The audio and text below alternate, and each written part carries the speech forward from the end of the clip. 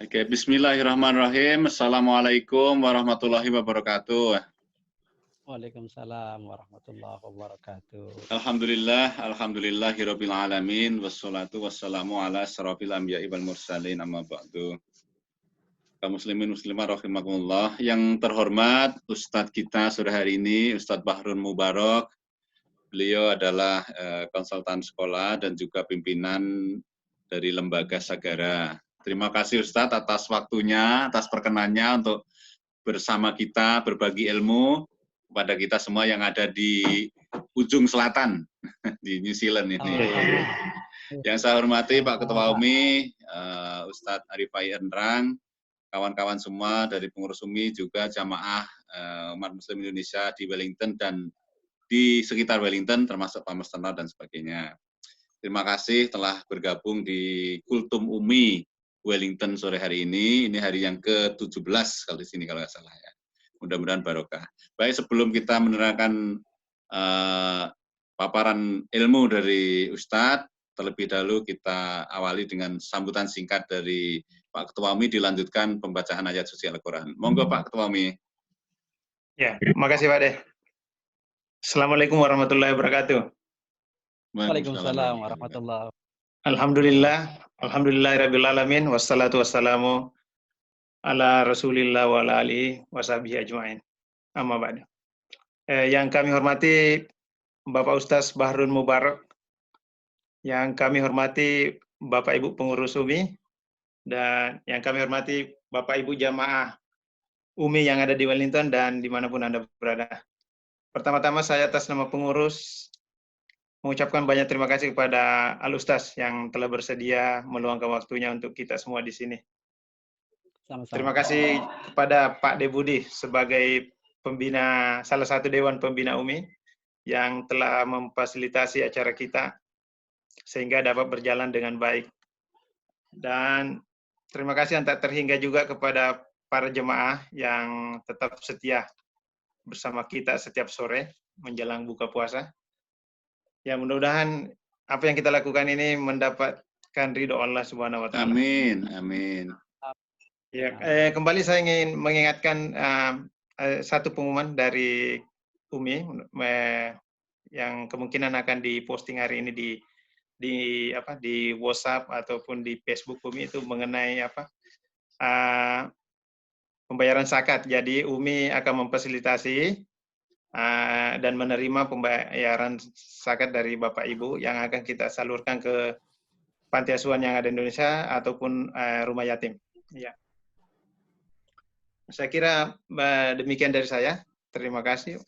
Wallahu muwaffiq ila aqwamit thoriq. Assalamualaikum warahmatullahi wabarakatuh. Waalaikumsalam warahmatullahi wabarakatuh. Silakan Ustaz Haji. أعوذ بالله من الشيطان الرجيم بسم الله الرحمن الرحيم متكئين عليها متقابلين يطوف عليهم ولدان مخلدون بأكواب وأباريق وكأس من معين لا يصدعون عنها ولا ينزفون وفاكهة مما يتخيرون صدق الله العظيم. Sadaqallahul. Terima kasih. Baiklah, selanjutnya adalah waktu kita untuk bersama-sama mendengarkan uraian dari Ustadz Bahrun Mubarak yang saat ini berada di Jakarta. Terima kasih juga kawan-kawan yang hadir dari Pamestenot, ada Mbak Nina, ada Ibu Alwirah tadi ya. Ya, semoga kita berkah barokah. Monggo Ustadz, kami persilahkan. Baik, terima kasih. Bismillahirrahmanirrahim. Assalamualaikum warahmatullahi wabarakatuh. Waalaikumsalam warahmatullahi wabarakatuh. Alhamdulillahi wa kafa, wassalatu wassalamu ala sayyidina Muhammadinil Mustafa wa ala alihi wa sahbihi ahli sidqi wal wafa amma ba'du. Subhanaka la ilma lana illa ma 'allamtana innaka antal alimul hakim. La haula wa la quwwata illa billahil aliyyil azim. Saudara-saudaraku yang ada di Wellington sana, yang dirahmati Allah Subhanahu wa taala, yang terhormat Pak Budi selaku moderator dan pembina dari UMI, kemudian juga Pak Arifai Enrang selaku ketua UMI, juga semua yang menyimak kultum kali ini yang dirahmati Allah Subhanahu wa taala. Saya juga mengucapkan terima kasih pada Mbak Nungki yang sudah memfasilitasi saya untuk bisa bersilaturahim dengan saudara-saudara yang ada di Wellington sana. Ya, New Zealand. Betul. Bersyukur kita kepada Allah atas nikmat yang diberikan. Nikmat iman, nikmat Islam, nikmat umur panjang, juga nikmat kesehatan. Termasuk juga kita diberi kesempatan untuk kedatangan tamu di bulan suci Ramadan ini. Mudah-mudahan amal ibadah kita diterima oleh Allah Subhanahu wa taala. Salawat serta salam semoga terlimpah curahkan pada panutan kita baginda Nabi Muhammad sallallahu alaihi wasallam beserta keluarga beliau, para sahabatnya dan seluruh pengikut setianya. Kita pun berharap mudah-mudahan termasuk di antara yang akan mendapatkan syafaat dari beliau di hari kiamat kelak. Amin ya rabbal alamin. Ada ungkapan tak kenal maka tak sayang, tak kenal maka ta'aruf, maka berkenalkanlah gitu ya. Nama saya Bahrul Mubarak, aslinya dari Brebes, kemudian tinggal di Jakarta, dan kegiatan sehari-hari seperti disampaikan tadi, saya bekerja sama dengan sekolah-sekolah di Jakarta, terutama level terbawah, yaitu PAUD dan TK. Jadi kami mendampingi mereka untuk pengajaran bahasa Inggris di sekolah-sekolah TK. Gitu. Kemudian juga saya punya lembaga Sagara, namanya ini lembaga kursus bahasa Inggris. Kemudian pelatihan mengajar bahasa Inggris untuk kursus. Ya, alhamdulillah siswa kita banyak, termasuk kebanyakan adalah para pekerja Indonesia yang ada di Hong Kong sama Singapura. Jadi murid-murid kami ini ada sekitar 500-an di Hong Kong dan Singapura. Kami bekali bagaimana mengajar bahasa Inggris kepada anak-anak ya, supaya mereka kembali ke tanah air bisa mengamalkan, bisa sharing skill bahasa yang mereka dapatkan selama mereka berada di tempat mereka kerja saat ini. Itu mungkin kegiatan sehari-hari saya. Baik, sebelum kita masuk ke materi ya, saya mau baca pantun dulu ini. Bismillahirrahmanirrahim. Gadis desa berambut pirang, menatap telaga di tengah taman. Bulan puasa di negeri orang, ingat keluarga di kampung halaman. Gimana? Seperti itukah Pak Budi dan saudara-saudara yang lain? Setiap hari ya, betul. Betul Ustaz, betul. Betul ya. Saya kebayang, itu saya aja kalau misalnya ke Hong Kong cuma hanya kurang dari sebulan, kalau bulan Ramadan, saya seringnya bulan Ramadan di sana, itu rasanya selalu ingat keluarga ya. Baik, ada pantun satu lagi. Pergi mengembara ke Selandia Baru. Wes, cakep. Iya, cakep. Negeri awan putih bagai lukisan. Ketika saudara jadi berseteru, bisa karena rebutan warisan. Nah. Betul begitu Pak Budi ya? Betul, betul. Sangat betul. Seperti kayak gitu. Sangat betul ya. Karena memang di antara fitrahnya manusia itu senang dengan harta. Fitrahnya manusia itu artinya sifat dasarnya manusia ya. Maksud saya sifat dasarnya manusia, dia senang dengan harta, dia ingin lebih dari yang lain, gitu kan. Makanya dalam surat Ali Imran disebutkan zuyyina lin-nasi hubbus syahawati minan nisa'i wal banina wal qanatiril muqantarah. Jadi yang membuat hidup di dunia itu indah. Nah, itu karena ada syahwat. Ada keinginan-keinginan. Ada sesuatu yang membuat hati kita senang. Bisa jadi itu adalah nisa, artinya lawan jenis, pasangan hidup. Kemudian juga ada albanin, keturunan. Dan juga di antara yang membuat kita itu bersemangat di dunia itu adalah karena ada harta. Ada harta.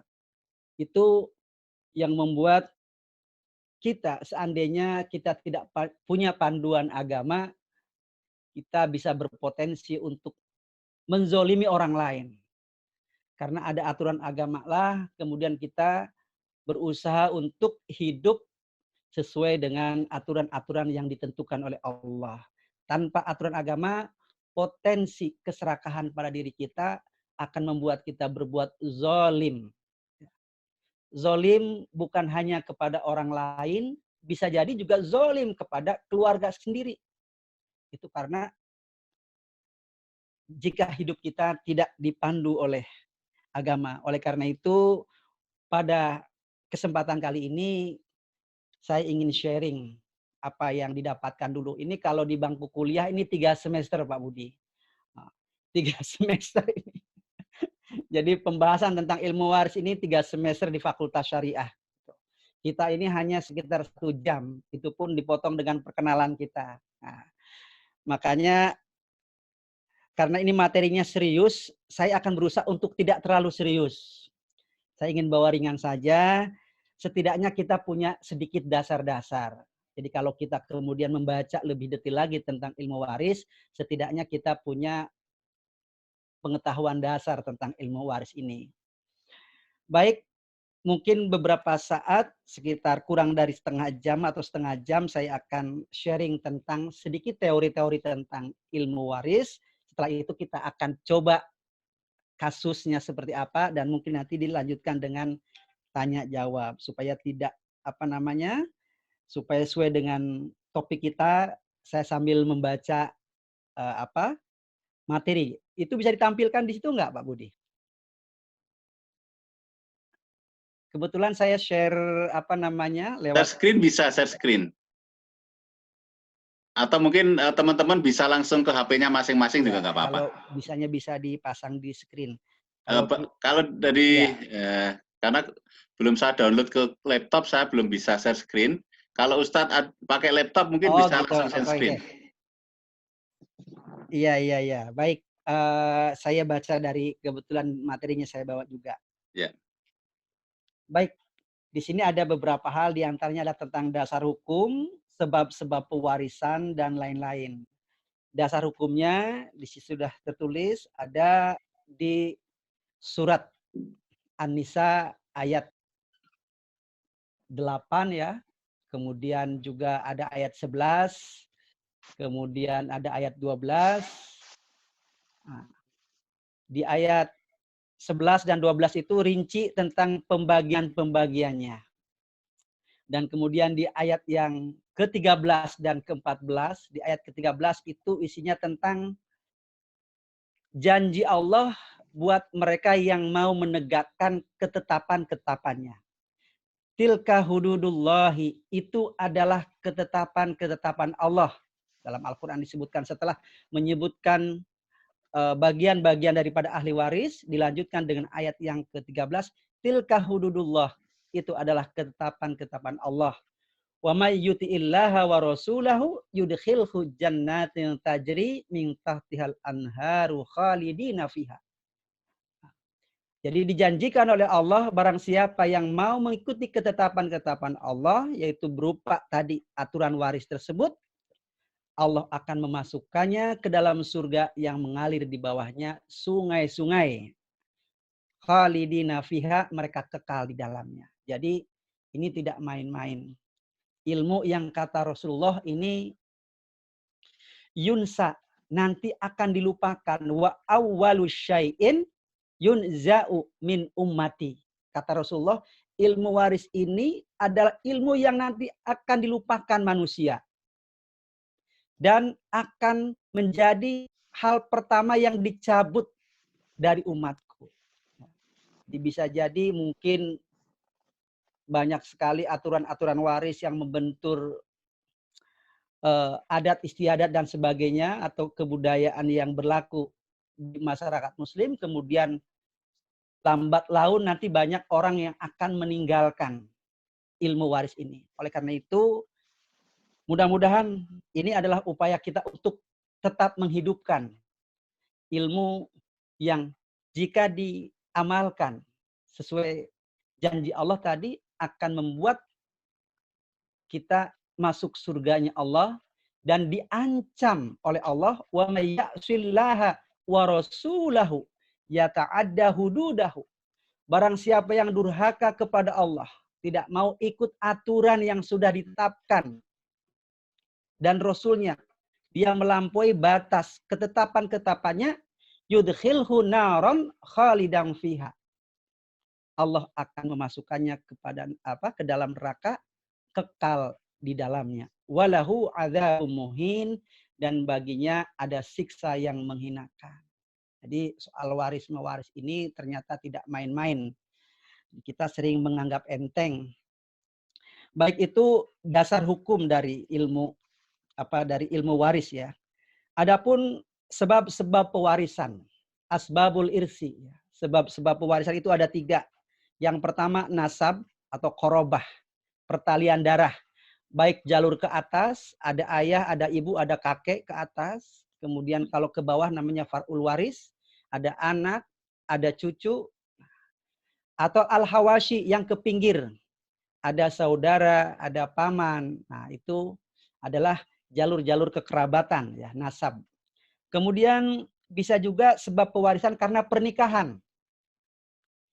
Setelah terjadi ijab qabul, ya, maka berlakulah hukum pewarisan seandainya salah satu dari suami atau istri tersebut meninggal dunia. Meskipun misalnya baru akad nikah, ada kisah ya, ini pengalaman nyata. Baru nikah 1 hari atau bahkan belum sampai 1 hari setelah akad ada yang meninggal. Maka berlaku ini hukum waris. Meskipun belum terjadi campur antara suami istri tersebut. Yang ketiga disebabkan karena wala. Wala itu artinya seseorang yang membebaskan. Ayyu'tiqo arraqiqa. Membebaskan budak. Abdan au jariatan. Baik budaknya itu laki-laki maupun perempuan. Ketika budak ini kemudian merdeka. Nah, merdeka. Maka ketika tidak punya keturunan, tidak punya ahli waris, ini juga yang memerdekakan ini mendapatkan warisannya, yang mendapatkan warisannya. Ini wala, sebab-sebab pewarisan. Kemudian pengertiannya di sini. Al ilmu bikismati tarikati baina mustahiqiha. Artinya ilmu tentang pembagian tarikah. Tarikah itu harta peninggalan, ya, di antara orang-orang yang berhak untuk menerimanya. Jadi sederhananya ilmu waris itu ilmu pembagian harta peninggalan. Nah, seperti itu. Kemudian syarat-syarat waris. Ini ada syaratnya. Yang pertama adalah mautul muwaris. Meninggalnya muwaris. Muwaris itu orang yang meninggalkan harta warisan. Jadi kalau masih hidup, itu tidak bisa kita menuntut warisan. Seorang anak minta sama ayahnya, mana warisan saya? Nah, sementara orang tuanya masih ada, maka ini tidak dibenarkan. Karena syaratnya harus mautul muwaris, matinya muwaris. Kemudian yang kedua adalah hayatul waris. Hayatul waris itu artinya hidupnya orang yang mewarisi. Al waris itu ahli waris. Meskipun misalnya masih dalam kandungan. Nah, belum lahir, kemudian ayahnya meninggal, maka kemudian setelah lahir, ini seandainya sudah ada ruh ditiupkan ke dalam janin tersebut, ini nanti setelah lahir mendapatkan pembagian warisan. Dan yang ketiga adalah al-ilmu bijihatil miras. Artinya mengetahui arah pewarisan. Artinya tahu ilmunya, kemudian tahu ini susunan keluarganya, urutannya seperti apa juga mengetahui. Jadi intinya ada ilmunya. Ini syarat-syarat dari pewarisan. Kemudian ada namanya arkanul irsi, rukun-rukun pewarisan. Ada al-waris, ahli waris. Orang yang menerima warisan. Gitu. Ada al-muwaris, yaitu orang yang meninggal. Orang yang meninggalkan harta warisan. Yang ketiga adalah al-maurus. Maurus itu adalah harta peninggalan atau tarikah tadi. Ada ahli waris, ada mewaris. Kalau tidak ada harta peninggalan juga, nah ini berarti kurang rukunnya. Jadi harus ada ketiga-tiganya. Ini rukun daripada pewarisan. Baik. Selanjutnya ada sebab-sebab tercegahnya mendapat warisan. Al-mawani. Al-mawani artinya yang mencegah dari pewarisan. Yang pertama adalah al-qatlu. Karena membunuh. Seseorang membunuh orang tuanya karena ingin mendapat warisan misalnya. Maka si pembunuh ini tidak mendapatkan warisan. Nah, ini pernah di zaman Bani Israel. Ya, seorang keponakan punya paman, pamannya kaya raya, hartanya banyak sekali, tidak punya keturunan. Tapi kok tidak meninggal-meninggal. Nah ini keponakannya akhirnya membunuh pamannya tersebut. Dan besoknya orang-orang Bani Israel itu kemudian geger, saling tuduh ini siapa yang membunuh orang kaya tersebut. Akhirnya setelah hampir terjadi cekcok antar berbagai suku saling menuduh, mereka usul bagaimana kalau bertanya kepada Nabi Musa. Nah, setelah datang kepada Nabi Musa, kata Nabi Musa apa? Cari sapi. Nah, itu makanya disebutnya suratnya Al-Baqarah. Itu sebetulnya kisahnya dari sana. Dicari sapi sampai kemudian orang-orang Bani Israel merasa kesulitan sendiri karena kebanyakan bertanya kepada Nabi Musa. Akhirnya dapatkan sapi itu, setelah dipotong, ekornya dipukulkan kepada mayat pamannya tersebut dan hidup, dan menyebutkan siapa sebetulnya pembunuh dari dirinya yang ternyata adalah keponakannya sendiri. Nah, ini makanya makanya suratnya disebut dengan surat Al-Baqarah. Nah, sapinya dipotong, kemudian ekornya dipakai untuk memukul mayat pamannya. Nah, ini si keponakannya, meskipun ada hubungan darah, ada nasab, maka tercegah pewarisannya karena al-qatlu, karena terjadi pembunuhan. Artinya ahli waris membunuh terhadap al-muwaris, yang mewariskan. Yang kedua adalah murtad. Jadi tidak mewarisi. La yarisul muslimu kafiron. Jadi kalau beda agama tidak terjadi pewarisan.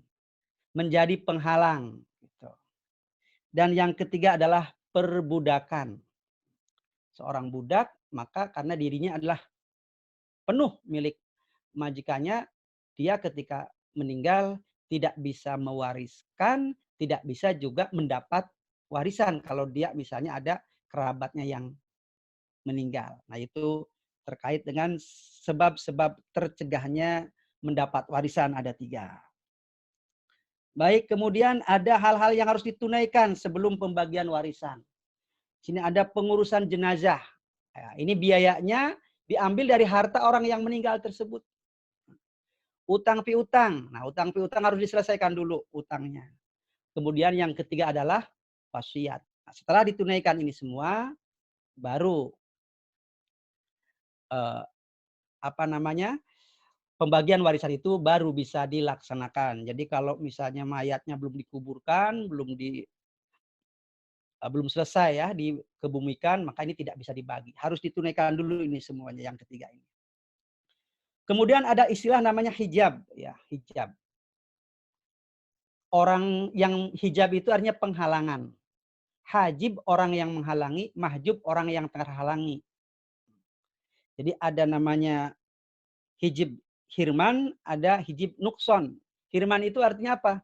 karena keberadaannya, maka kerabat yang lain tidak mendapatkan sedikit pun. Nah, itu namanya hijib hirman. Karena ada anak laki-laki, maka kemudian saudara si mayit tidak mendapatkan apa-apa. Terhalang. Nah, ini namanya hijib hirman. Yang kedua ada hijib namanya nukson. Dia mencegah seseorang mendapatkan yang bagian lebih banyak. Misalnya seorang suami, itu dia bisa mendapatkan setengah dari harta istrinya ketika istrinya meninggal. Tetapi ketika ada keturunan, ya, ada keturunan dari istrinya tersebut, maka suami tersebut tercegah mendapatkan setengah, hanya mendapatkan 1/4. Nah, ini namanya hijib nukson. Jadi dia termahjub tapi nukson saja, jatahnya terkurangi. Baik, berikutnya ada istilah namanya al-furudul muqaddarah. Al-furud. Nah, furud ini artinya adalah bagian-bagian, jamak daripada faridoh. Ya. Ketentuan-ketentuan muqaddarah yang sudah diukur, yang sudah ditakar. Ini semuanya ada dalam nas. Ya. Di ayat ke-11 dan ayat ke-12 dari surat An-Nisa dijelaskan si A dapat berapa, si B dapat berapa. Nah, ini al-furudul muqaddarah itu ada 6. Yang pertama an-nisfu, separuh. Nah, separuh. Ada yang mendapatkan separuh, misalnya suami tadi. Kalau tidak ada keturunan. Siapa lagi yang dapat separuh? Ada anak perempuan ketika dia sendirian dan tidak bersama dengan anak laki-lakinya. Ada ketentuannya. Kemudian ada ar-rubu. Ar-rubu itu artinya 1/4. Siapa yang mendapat 1/4? Yang mendapat 1/4 suami apabila yang meninggal punya keturunan. Atau istri juga mendapat 1/4 apabila yang meninggal tidak punya keturunan. Nah, ini. Ada as-sumun, ada 1/8. Yang mendapat 1/8 hanya seorang, yaitu istri. Ketika seseorang meninggal, istrinya mendapatkan 1/8 kalau yang meninggal tersebut punya keturunan. Itu kan as-sumun. Kemudian ada as-sulusani, 2/3. Nah, ini yang mendapat 2/3 diantaranya adalah 2 anak perempuan. Jadi kalau sendiri dia mendapatkan setengah, kalau 2 orang atau lebih dia mendapatkan 2/3. Nah, gitu. Ini bagian daripada anak. Termasuk saudara juga, saudari kandung bisa mendapatkan 2/3 seandainya tidak ada ahli waris yang lainnya. Misalnya gitu kan. Kemudian ada wasulus dan 1/3. Nah, ini yang mendapatkan 1/3 itu diantaranya adalah ibu. Nah, ibu mendapatkan 1/3 jika yang meninggal tidak punya keturunan. Gitu. Kemudian ada as-sudus, ya, ada yang mendapatkan 1/6. Di antaranya ibu. Ya, ibu juga mendapat 1/6 kalau yang meninggal punya keturunan. Gitu. Termasuk juga nenek juga 1/6. Baik, di sini di bawahnya ada bagian para ahli waris. Nah, ini ada anak laki-laki namanya asobah. Nah, ini saya terangkan sedikit tentang asobah. Jadi jalur pewarisan itu, cara pewarisan itu bisa sesuai dengan ketentuan-ketentuan. Ada juga yang tidak ada ketentuannya, tetapi mendapatkan sisa. Siapa itu? Anak laki-laki, asobah. Setelah bagian-bagian yang lain diberikan, maka anak laki-laki, jadi saham-saham yang lain sudah diberikan, anak laki-laki mendapatkan asobah, namanya sisa dari pembagian tersebut. Yang namanya sisa bisa banyak, bisa sedikit, gitu kan. Kemudian ada anak perempuan, dia dapat setengah, bisa dapat 2/3, ada juga mendapat asobah, tergantung dengan apa namanya, tergantung dengan keberadaan dari ahli waris yang lain.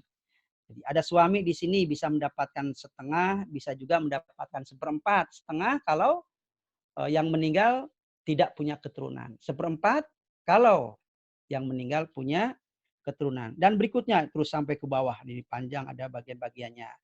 Nah, ini tidak semuanya saya tulis di sini, tapi mudah-mudahan dengan ini nanti memudahkan ketika membaca buku-buku warisan yang lebih lengkap. Nah, itu barangkali untuk teorinya ya. Nah, ini akan seru nih kalau langsung praktek ini, Pak. Nah, praktek. Ini saya latihan di sini, Pak, nih. Nah, coba kita lihat di sini ada latihan nih. Latihan praktek nih. Seorang meninggalkan harta 4 miliar nih. Dengan ahli waris, istri, 2 anak perempuan, dan anak laki-laki. Ini kira-kira bagiannya masing-masing berapa nih? Oh, iya. Kita lihat. Coba. Ya. Coba saya tanya nih, istri kira-kira mendapat berapa nih? Sebentar. Ahli warisnya ada. Ayo.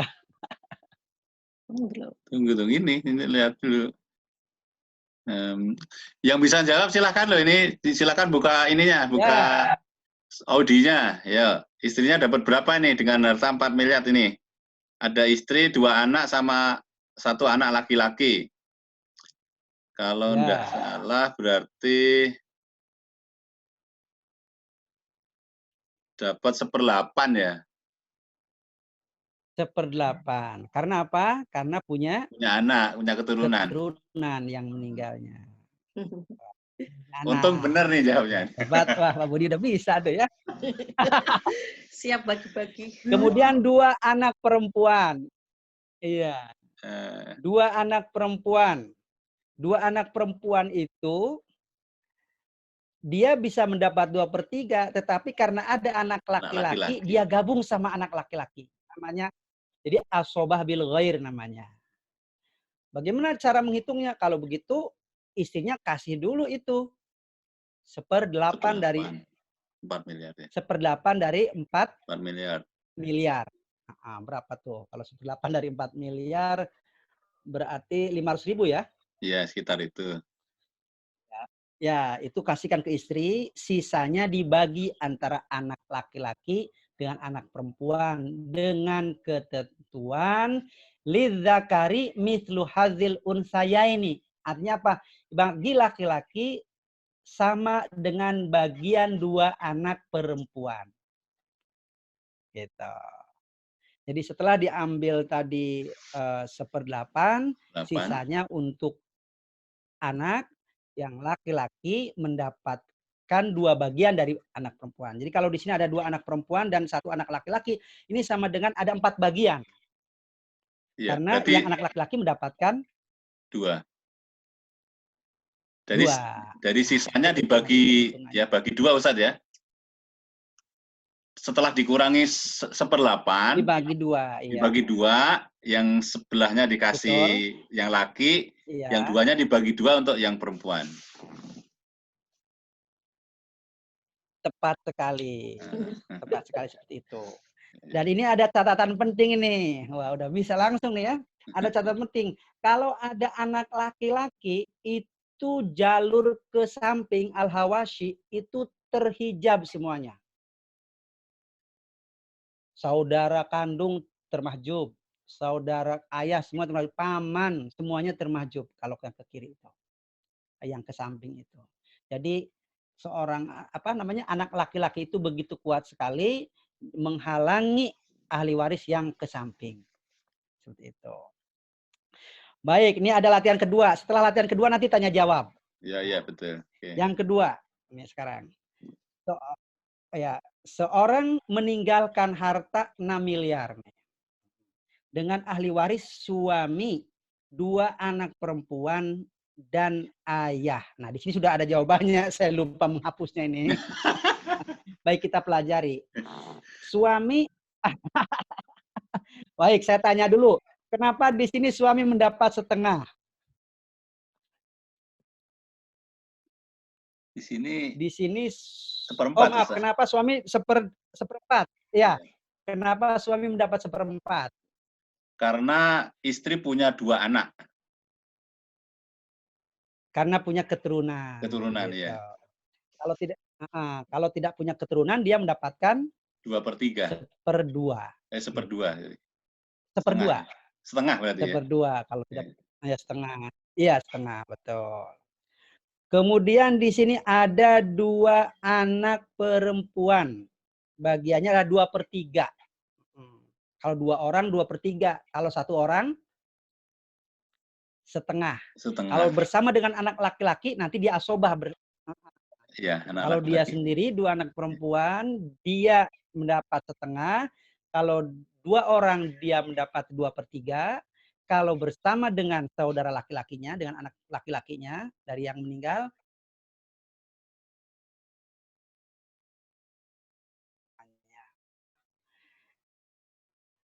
Nah, kemudian yang ketiga ada ayah. Ayah ya. Ayah itu bisa mendapat 1/6, Ya. bisa mendapatkan 1/6 plus asobah. Ya. Jadi ayah Agak macet nih.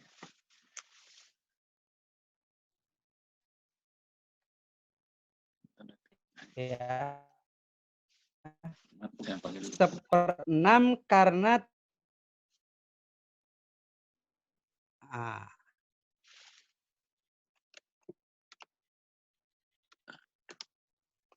Ini. gitu. Maaf Ustadz, boleh diulang nggak tadi apa internetnya agak Ya, gangguan? lanjutkan. Boleh. Jadi kalau ada keturunan laki-laki, ayah ya. Ya. Ya. Ayah itu bisa mendapatkan 1/6 saja, mendapat 1/6 saja kalau ada anak laki-laki atau ada cucu laki-laki dari anak laki-laki. Gitu. Ayah itu 1/6. Tapi karena di sini tidak ada anak laki-laki, adanya perempuan, dia mendapatkan 1/6 ditambah asobah, ditambah sisa. Gitu. Sampai di sini bisa dipahami ya? Ya, ya. Nah, jadi suami mendapat 1/4, 2 anak perempuan mendapat 2/3, dan ayah mendapat 1/6 tambah asuhannya atau anaknya yang perempuan saja. Gitu. Jadi tinggal nanti 1/4, untuk mencari asobahnya bagaimana? Nah, untuk mencari asobahnya kita cari KPK dulu nih dari 1/4, 2/3 sama 1/6. KPK ya, angka yang bisa dibagi 4, 3, dan 6 angka berapa tuh? 4. 12. Angka yang bisa dibagi 12. 12. Nah, karena sekarang pembagi 12, pembagi 12, berarti yang tadinya 1/4 menjadi 3/12. Berarti nanti suami mendapatkan 3/12 dari 6 miliar. Gitu. Kemudian anak perempuan 2/3, karena sekarang pembaginya adalah 12. 12. Berarti dia menjadi 8/12. Ya, gitu. Saya ulangi lagi. Suami mendapatkannya kan 1/4. Karena pembaginya sekarang, penyebutnya adalah 12, maka dia mendapatkan 3/12 dari harta. Kemudian anak perempuan bagiannya 2/3. Karena sekarang penyebutnya adalah 12, 2/3 sama dengan 8/12. Nah, kemudian ayah 1/6-nya itu adalah 2/12. Kalau seandainya penyebutnya itu adalah 12, jadi 2/12. Kita hitung 3 ditambah 8.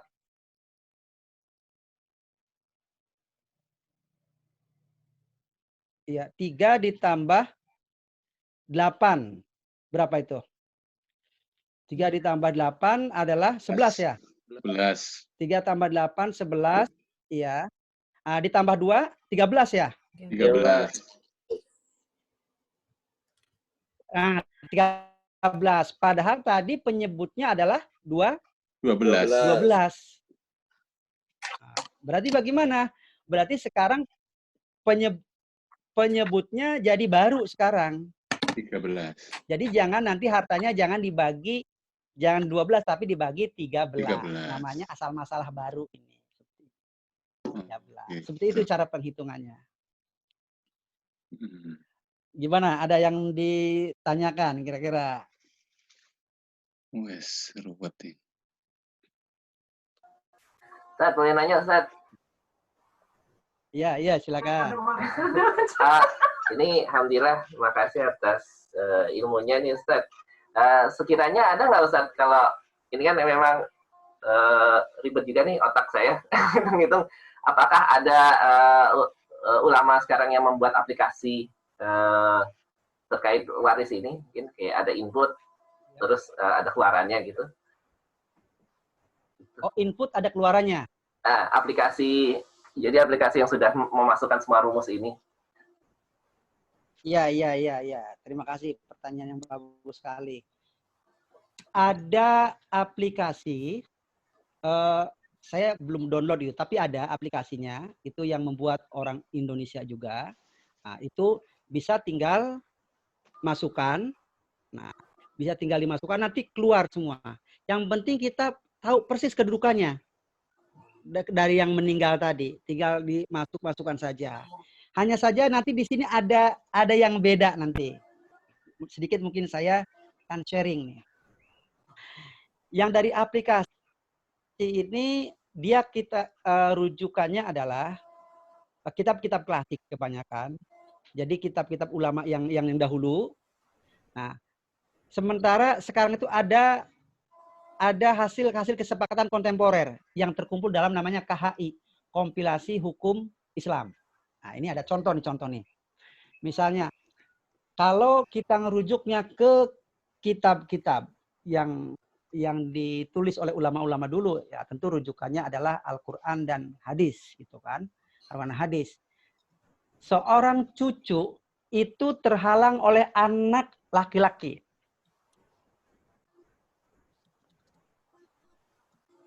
Saya katakan seorang cucu terhalang oleh anak laki-laki. Nah, nanti kalau saya lupa lagi Pak Aji nih ya. Pak Wira. Yang bertanya Pak Aji. Pak Wira. Wira. Ya Pak Wira. Kalau kita hitung-hitungan seperti yang di sini ketentuan-ketentuan yang ada di kitab-kitab klasik, maka dia itu termahjub. Cucu itu tidak mendapatkan, baik laki-laki maupun perempuan, kalau ada anak. Misalnya bapaknya meninggal. Sehingga ahli warisnya kan paman-pamannya saja tuh. Nah, jadi seorang meninggalkan beberapa anak, ada satu anak laki-laki yang meninggal misalnya. Nah, itu cucunya itu nggak mendapatkan, terhalang oleh anak yang masih hidup.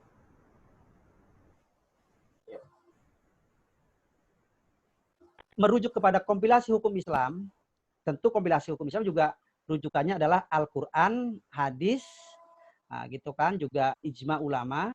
Nah, ini dia sudah mengadopsi juga hasil yang hasil ijtihad dari ulama kontemporer dari Mesir sama Syria, sehingga ada namanya istilah ahli waris pengganti.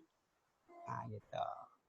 Ini kasus yang sering terjadi perselisihan ketika keponakan tidak mendapatkan apa-apa karena terhalang oleh anak laki-laki yang meninggal. Sama sekali tidak mendapatkan apa-apa. Padahal kalau misalnya ini anak datang ke pengadilan agama, itu nanti rujukannya adalah KHI, Kompilasi Hukum Islam. Di sana ada namanya, istilahnya itu ahli waris pengganti. Yaitu seolah-olah orang tuanya masih hidup. Seperti itu. Jadi inilah pentingnya belajar ilmu waris seperti ini, karena nanti kita juga akan menemukan perbedaan seperti di situ. Ya berarti begitu. Memang harus pada ulama ya. Jadi either kepada Kementerian Agama atau ulama gitu untuk lebih jelasnya gitu ya. Walaupun sudah ada aplikasi. Betul. Karena nanti kalau di aplikasi itu, saya pernah soalnya dulu ketika saya mengisi kajian ilmu waris, saya nyoba aplikasinya waktu itu di aplikasi yang dimiliki teman saya. Ternyata dia termahjub. Tetapi di referensi buku-buku kontemporer ada di situ istilahnya ahli waris pengganti. Itu tercantum dalam kompilasi hukum Islam. Jadi sebaiknya ini cucu datang ke pengadilan agama seperti itu. Nanti bisa diuruskan seperti itu. Ustadz, ini ada yang mau tanya nih, 2 orang nih. Boleh ya? Boleh. Yang pertama Mas Danang, silakan Mas, Boleh. biar lebih jelas ini, karena ini masalah waris kalau saya bacakan nanti kayaknya kurang pas. Mas Danang, monggo, ini dari Jogja nih Mas Danang nih. Assalamualaikum Ustaz. Ini dari Waalaikumsalam. Jogja Ustaz. Pak Danang. Taman Sari, salam kenal. Nah, kebetulan kan Salam kenal, kalau Pak Danang. di Jawa itu Ustaz, itu kan ada hitungan Iya. gendong sepikul gitu. Antara yang ahli waris laki sama ahli waris perempuan. Kadang di Jawa itu kan bingung, kita mau pakai aturan Jawa atau aturan yang hukum Islam KHI. Dulu saya pernah belajar KHI itu kan 3 kali kuliah, ya dapat C terus ya. Hukum Islam dulu kalau nggak salah sama almarhum Pak Fajrul Falah kalau nggak salah.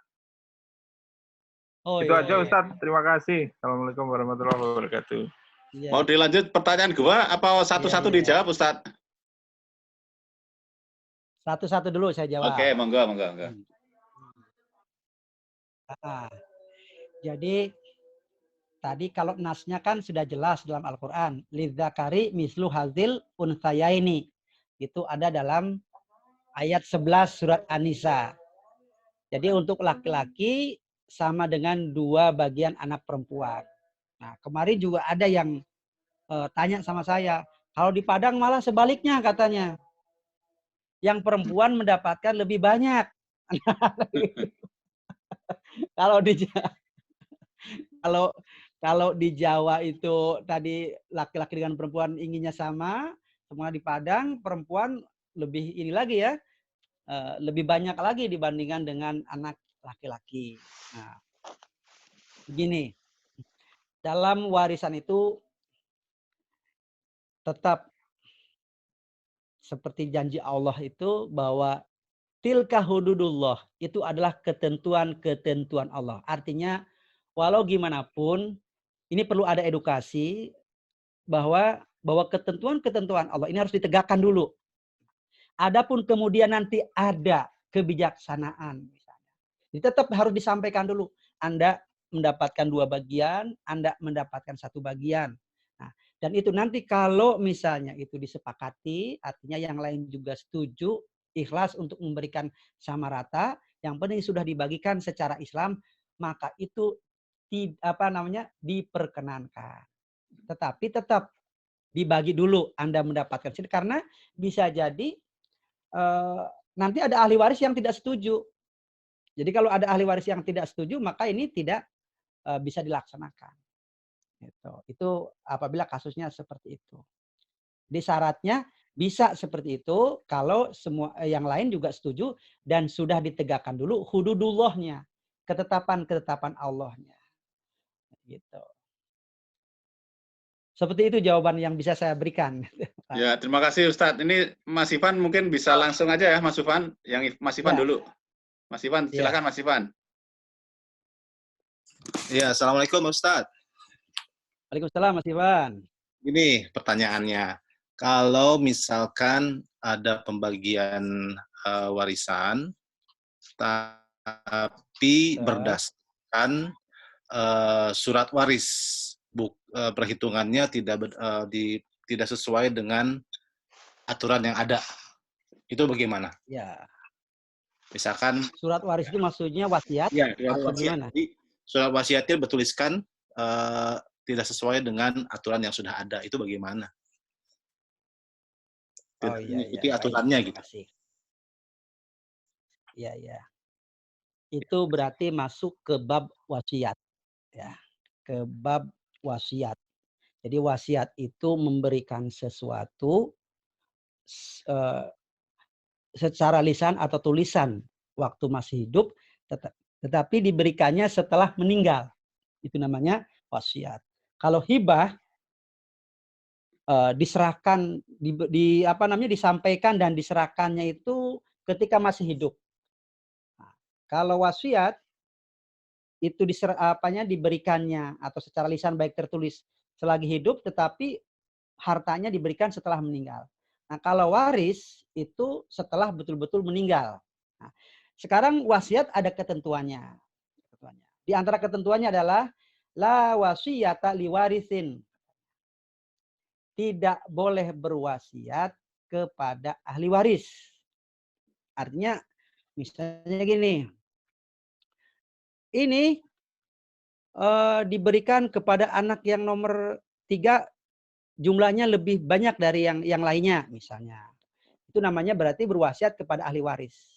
Itu kalau mengikuti kepada dalilnya la wasiyata liwarisin, tidak boleh atau tidak ada wasiat kepada ahli waris.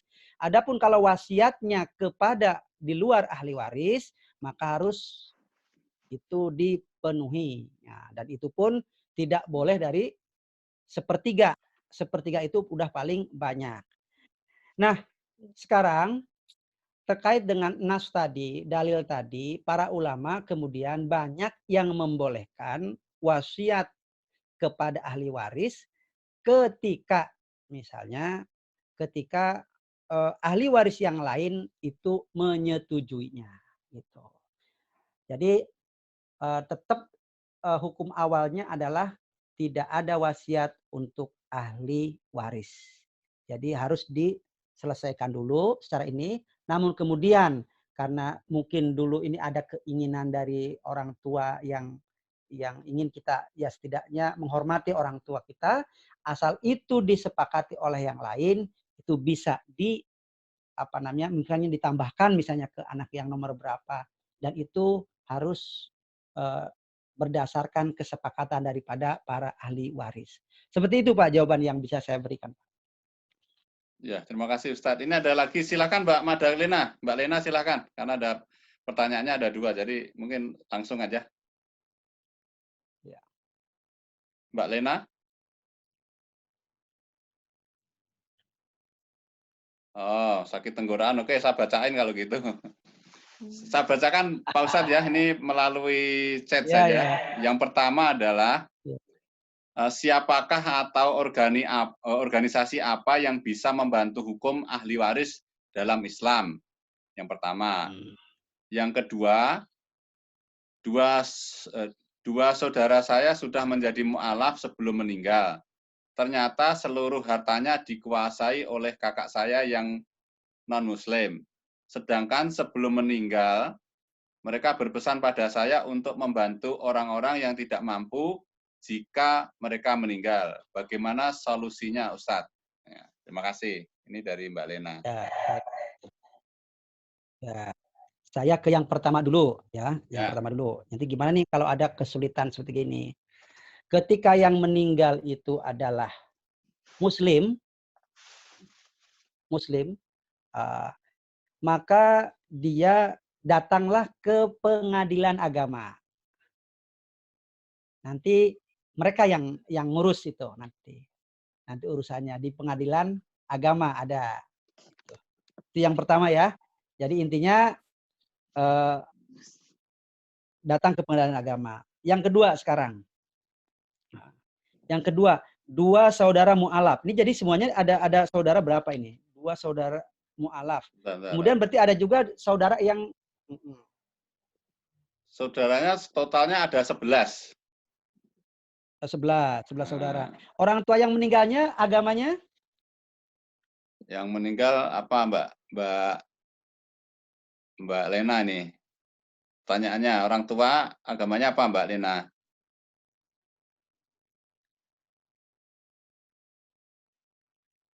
Belum dijawab. Orang tua ayah Hindu. Oh, orang tua itu Hindu. Hindu. Ya, baik, orang tua Hindu ya. Baik, jadi ibunya kalau orang Katolik. Ibunya Katolik. Ya. Gitu. Jadi begini. Kalau secara warisan Islam, ini berarti yang Muslim ini sudah terputus. Sudah selesai. Ya. Nah, kemudian, apakah tidak ada jalan yang lain? Nah, itu kan. Tidak ada jalan lain. Misalnya orang berbeda agama, orang tua dengan anaknya. Ada beberapa jalan atau pintu lain supaya anak ini masih dapat. Bisa saja dengan hibah waktu masih hidup. Itu yang pertama. Yang kedua, kalau sudah tidak ada, ini kalau berbeda agama ini sebetulnya kan sudah terputus. Paling ada namanya. Jadi dalam Islam itu tidak hanya hukum sebetulnya, tetapi di situ ada kebijaksanaan. Hukumnya tegakkan dulu bahwa berbeda agama itu tidak mendapatkan bagian. Tapi kemudian ada namanya kalau dalam dalam waris itu, bahkan mereka yang tidak mendapatkan warisan pun ada itu anjuran dari Allah dalam Al-Quran, dalam surat An-Nisa juga, supaya kita memberikan kerabat-kerabat yang tidak kebagian. Tetapi setelah bagian-bagiannya ditentukan dulu. Nah ini misalnya si Anu karena sudah termahjub, sudah terhalang, itu dia tidak mendapatkan warisan. Nah, tetapi pada prakteknya nanti setelah dibagi, ayo kita bagi si Anu, berapa lah terserah gitu kan, ala kadarnya. Nah seperti itu ada. Artinya dalam perbedaan agama juga itu tadi, secara pewarisan tidak ada sudah. Nah, paling-paling nanti hibah dari orang yang itu. Misalnya orang tuanya non-muslim, nanti yang non-muslim mendapatkan harta warisan. Paling-paling kita bisa mengharapkan hibah dari orang tersebut. Seperti itu, Pak. Oh ini jadi Ustaz, jadi maksud adalah gini, jadi saudaranya dua itu sudah mu'alaf. Mu'alaf. Saudara sudah mu'alaf tapi meninggal. Meninggal. Nah, saudara, sebentar nih saya baca lagi ya. Saudaranya Ya. itu, sebentar.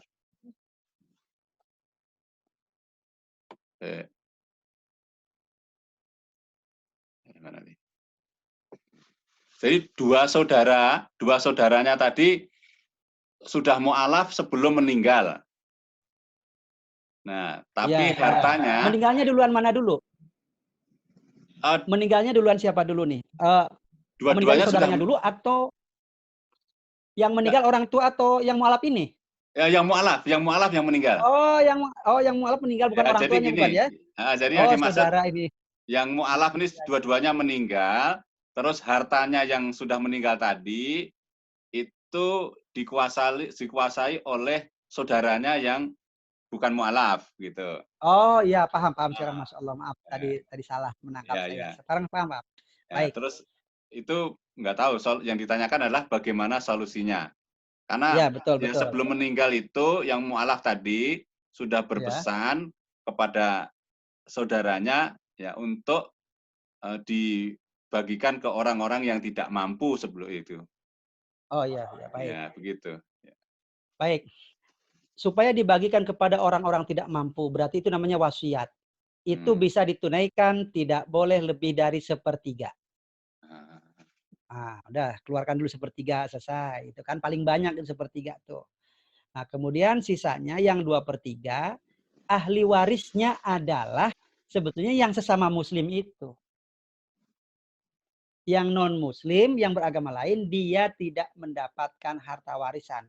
Adapun setelah dibagi di antara sesama muslim, nanti kemudian mau memberi kepada yang non-muslim, itu namanya nanti hibah. Udah. Bukan waris lagi, udah selesai. Karena sudah dibagikan secara Islam dulu. Nah, seperti itu, Pak. Kalau nanti ternyata di situ juga nggak selesai juga, datang ke pengadilan agama nanti di sana. Ya. Seperti itu, Pak. Oke, siap. Terima kasih, Pak. Mas Budi boleh nyambung tadi nggak ini yang dari Mbak Leni? Boleh. Waktunya masih lama nih, silahkan. Ya, begini. Assalamualaikum Ustadz. Tadi mengenai yang dua mu'alaf. Nah, sekarang kalau yang keluarganya Mbak Lena itu masuk Islamnya sesudah yang kakak yang meninggal, apakah seperti Mbak Lena gitu dapat bagian? Oh gitu. Jadi gini. Jadi berarti kan ketika yang meninggal itu, katakanlah dua saudaranya itu tadi meninggal, yang mendapatkan warisan adalah yang muslim. Karena dia udah mu'alaf, yang muslim dan dia masih hidup.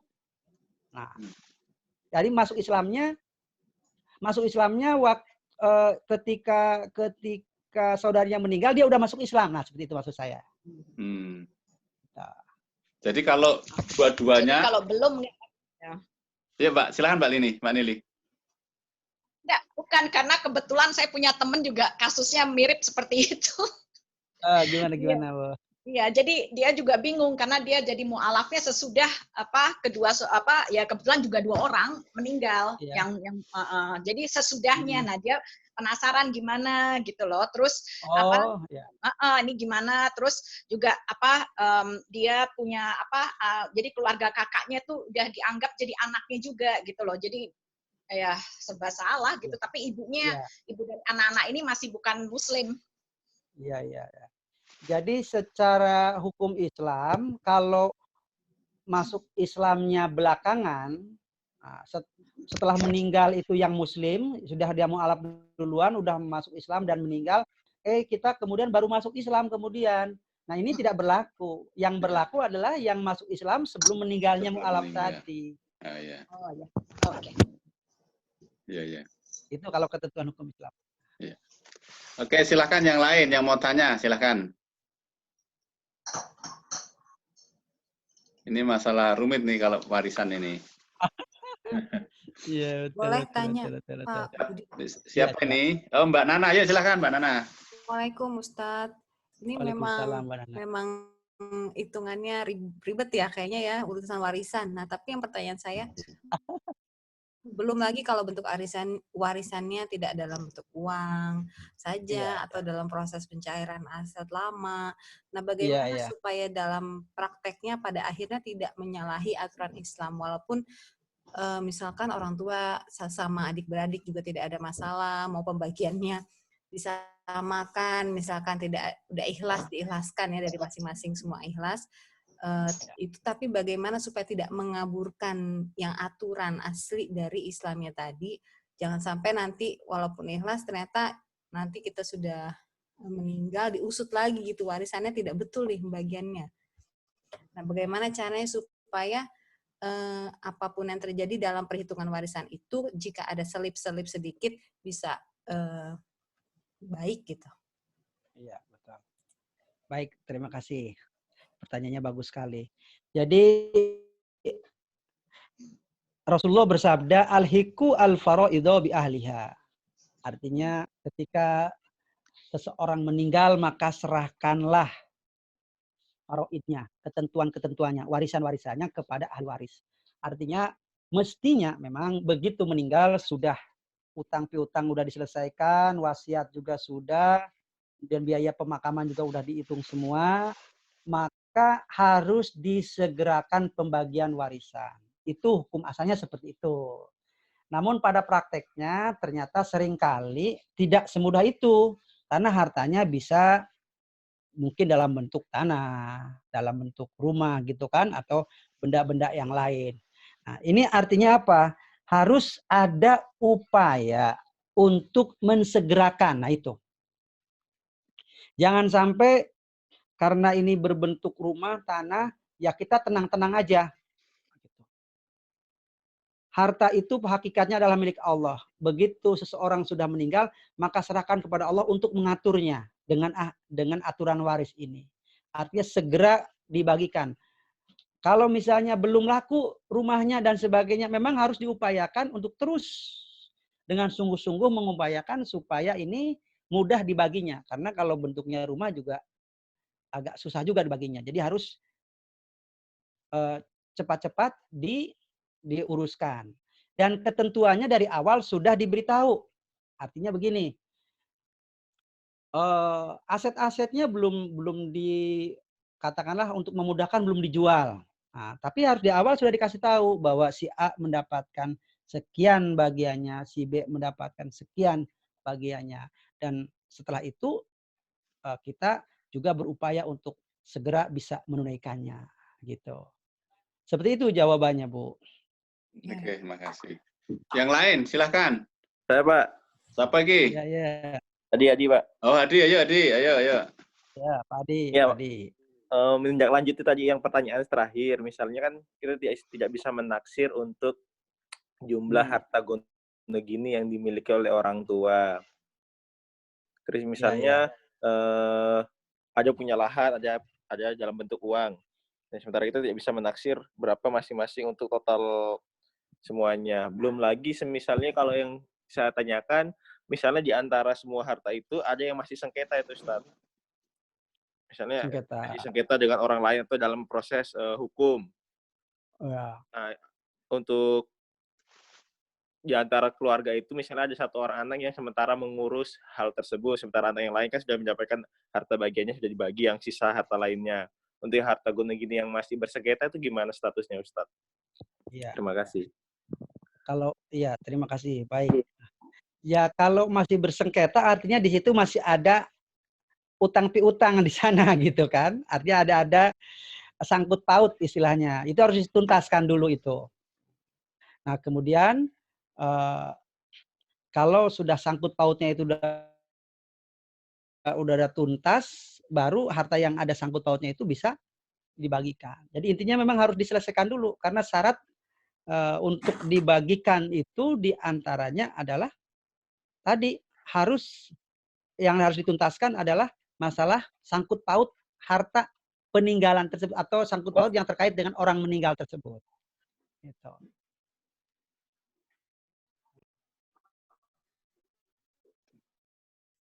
Macet ya. Kemudian pada akhirnya kalau misalnya sudah selesai sangkut pautnya, kemudian ternyata dalam pembagiannya karena yang namanya juga naksir rumah dan tanah itu juga tidak semudah kalau seandainya sudah menjadi uang gitu kan.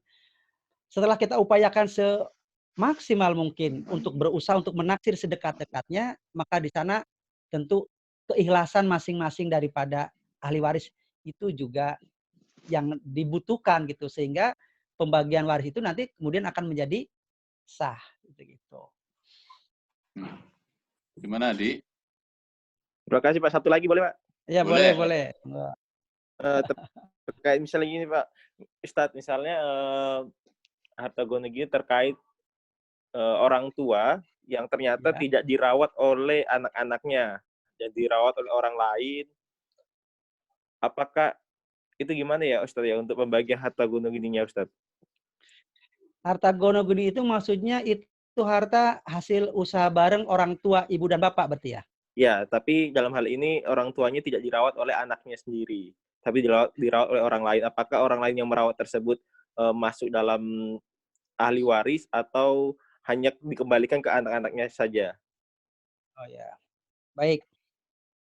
Orang lain itu berarti nanti dia hanya, ya katakanlah kalau dihitung tuh masuknya kategori adalah biaya perawatan, gitu.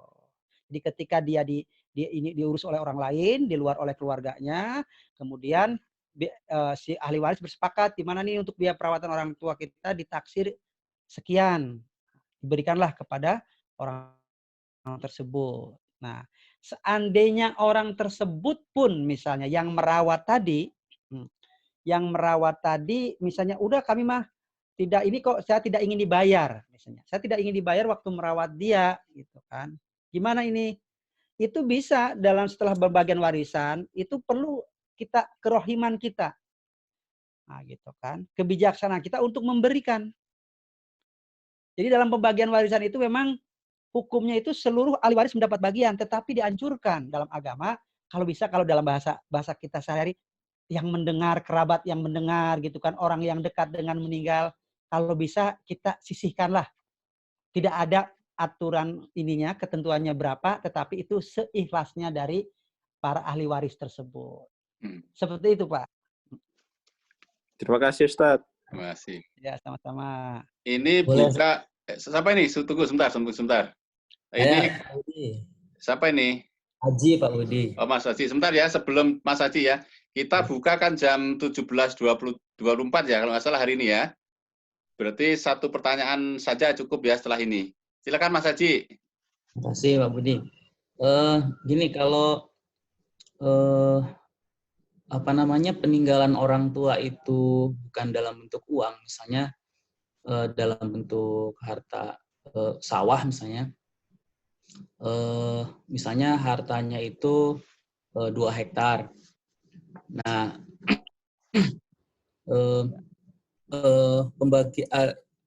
bisakah kita orang tua, maksud saya, bisakah pembagian itu tidak diukur dengan uang? Misalnya kalau 2 hektar, ada anak 1 laki-laki, anak 1 perempuan, maka perempuan itu otomatis dapat setengah hektar gitu. Karena apa namanya? Misalnya laki-laki itu kan 2:1 ya. Betul. Matematika saya agak jelek. Jadi dapat seperempat lah. Sepertiga lah. Artinya ukurannya itu hektar lah gitu, bukan nilai uang. Misalnya kalau kita tarik ke nilai uang, bisa jadi yang 1 hektar itu yang di pinggir jalan besar itu lebih mahal ketimbang yang 1 hektar yang di agak ke dalam misalnya. Jadi apakah ukuran warisan itu boleh dengan benda atau hektar sawah, tidak perlu diuangkan karena memang biasanya ahli waris tidak mau menjual lahan itu. Ya, betul. Ya, terima kasih, baik sekali pertanyaannya. Dulunya memang seperti itu, Pak. Apalagi mungkin dulu harga tanah dimanapun tempatnya mungkin tidak begitu berpengaruh harganya, tidak berbeda ya. Tapi kalau sekarang, kalau misalnya seperti di Jakarta nih, yang di pinggir jalan sampai 50 juta, sementara yang di dalam itu harganya cuma 4 juta misalnya per meter. Nah, ini kalau seperti ini dan tentu akan merugikan. Nah, apalagi kalau anaknya tidak setuju. Nah, kalau di tempat-tempat yang misalnya tadi masih di daerah lah, kalaupun ada perbedaan harganya mungkin tidak terlalu jauh, kemudian mereka menghitungnya udah tanah saja. Selagi itu disepakati, silakan, tidak apa-apa. Artinya di sana antarodin, saling ridhonya itu juga berpengaruh terhadap hukum gitu. Tapi kalau untuk di Jakarta sepertinya kalau yang di pinggir jalan dengan yang di dalam itu karena perbedaan harganya sangat jauh, nah tidak berlaku yang tadi. Tapi kalau di daerah perbedaan sedikit, kemudian ada pertimbangan ini dan itu, susah juga malah kalau diuangkan, apalagi tidak mau dijual. Nah itu akan lebih maslahat lagi kalau misalnya dengan ya udah lebih mudah dengan cara seperti ini. Nah, bisa dilakukan. Intinya boleh, Pak. Intinya boleh. Siap. Terima kasih. Terima kasih. Ini waktu tinggal beberapa menit sebelum mungkin kita tutup, boleh saya pengumuman dulu Ustaz ya, sebentar ya. Boleh. Bapak Ibu sekalian, untuk kultum besok malam itu kita akan bersama Ustadz Ahmad Zainuddin Al-Banjari LC dari Kalimantan Selatan. Beliau adalah pimpinan pesantren Intan Ilmu ya, besok jam 4 ya. Silakan nanti mungkin ada teman atau saudara atau warga yang mau ikut dari Indonesia, silahkan ya, dengan channel yang sama. Nah, mungkin sebelum ini masih ada berapa menit nih? Masih ada 3 menit Ustaz ya. Boleh saya tanya sekali lagi ya, mungkin terakhir. Boleh.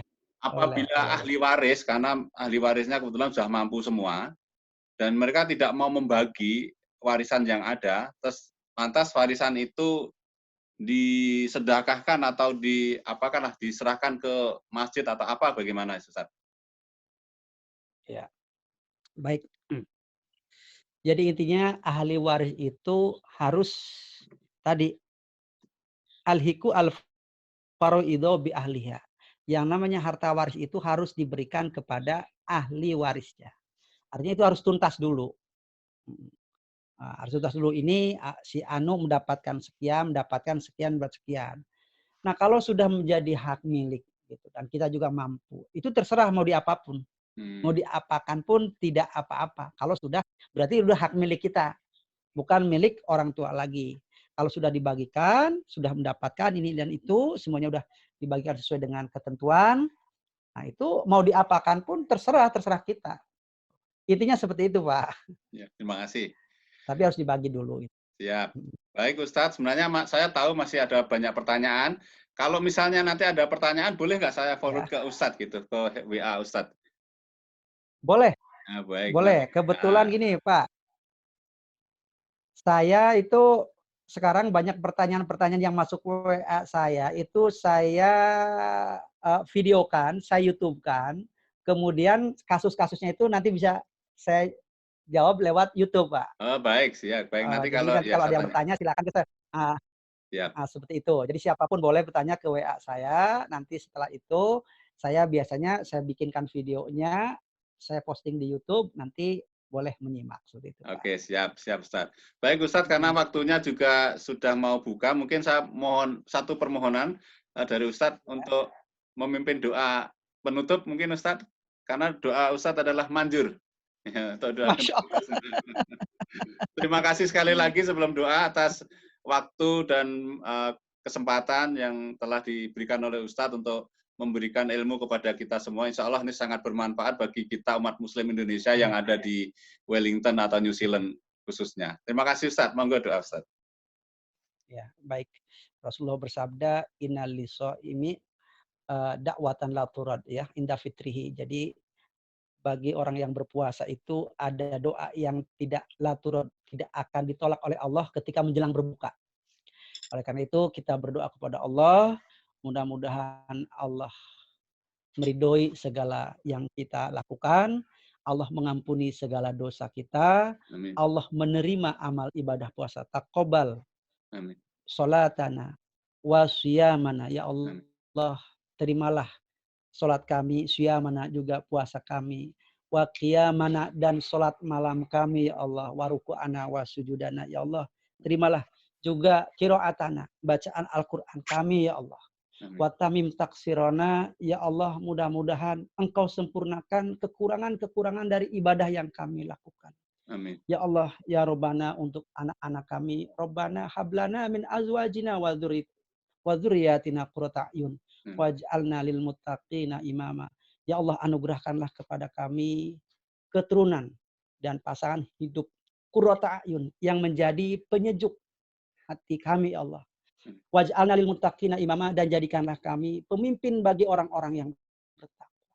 Pemimpin bagi orang-orang bertakwa artinya segala kebaikannya. Di antara makna pemimpin adalah pemimpin orang-orang bertakwa adalah imam orang bertakwa adalah orang yang kebaikannya banyak ditiru oleh orang lain. Amin. Sehingga itu akan menjadi amalan viral. Jadi ketika kita berbuat baik dan ditiru oleh orang lain, maka kita termasuk imam daripada orang yang bertakwa. Amin. Ya Allah, ya Rabbana, mudah-mudahan Engkau memberikan kesabaran kami. Amin. Di Ramadan ini kami juga mendapatkan ujian dengan adanya wabah yang sudah mendunia, yaitu pandemik. Mudah-mudahan kami diberi kesabaran dan mudah-mudahan segera musibah tersebut diangkat dari kami. Ya Allah, ya Rabbana, zalamna anfusana wa illam taghfir lana wa tarhamna lanakunanna minal khasirin. Rabbana atina fid dunya hasanah wa fil akhirati hasanah wa qina adzabannar. Subhana rabbika rabbil izzati amma yasifun wa salamun alal mursalin walhamdulillahi rabbil alamin. Amin. Terima kasih Ustadz sekali lagi. Nanti saya nanti minta nomor WA-nya nanti ya, karena ada beberapa yang masih ingin bertanya, nanti kita kirimkan pertanyaannya ke Ustadz, nanti sehingga Ustadz bisa membuatkan jawabannya melalui YouTube gitu. Terima kasih sekali lagi, khususnya yang ada di New Zealand, kami ucapkan selamat berbuka puasa. Bagi yang masih di Indonesia, mohon maaf, selamat menjalankan ibadah puasa, termasuk Ustadz. Terima kasih Ustadz. Assalamualaikum warahmatullahi wabarakatuh. Waalaikumsalam warahmatullahi wabarakatuh.